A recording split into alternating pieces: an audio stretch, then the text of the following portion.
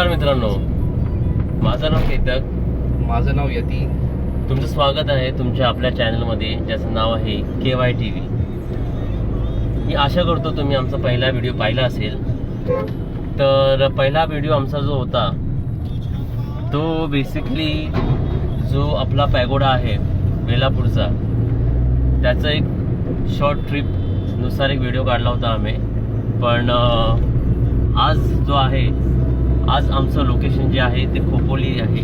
खोपोलीमध्ये गगनगिरी महाराज मठ, तिथे आजचा आपला जो आहे हे लोकेशन आहे आणि तिथे आपण चाललो आहोत. जसं केतक म्हणाला, आत्ता आपण निघत आहोत खोपोलीच्या दिशेने. खोपोली पनवेलपासून 40 किलोमीटरच्या अंतरावर आहे. त्यामुळे आम्ही विचार केला की आपण बाईकवर जाण्यापेक्षा आपण आज कार घेऊन जाऊ.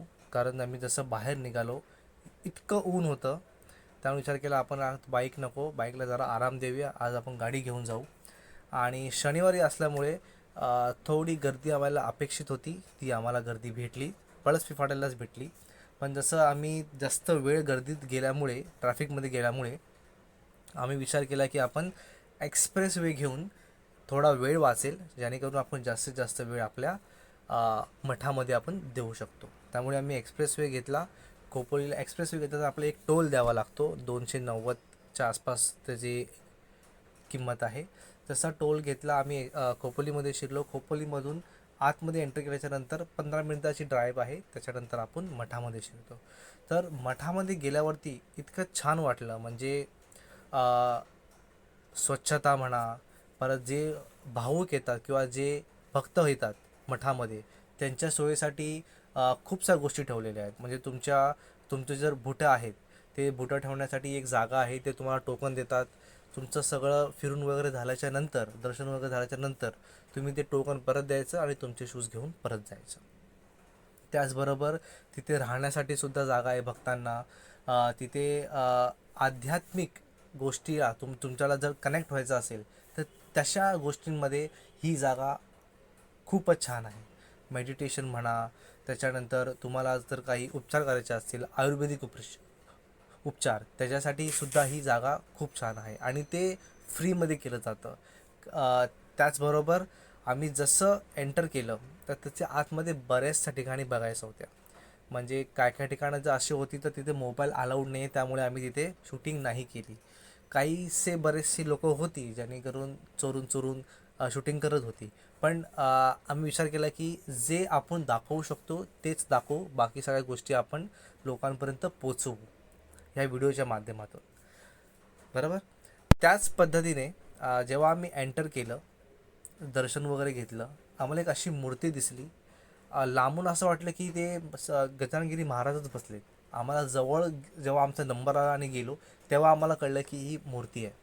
अतिशय छान मूर्ती. त्याचबरोबर ही गौशाला जी आहे, गौशाला इतकी छान पद्धतीने मेंटेन केली आहे. स्वच्छता म्हणा, त्या सगळं प्राण्यांचे जेवण, खाणं पिणं वगैरे खूप छान पद्धतीने करत होते. तर ह्या गाईचं नाव सोनी, हिच्यासोबत बरेचसे वासरू आहेत.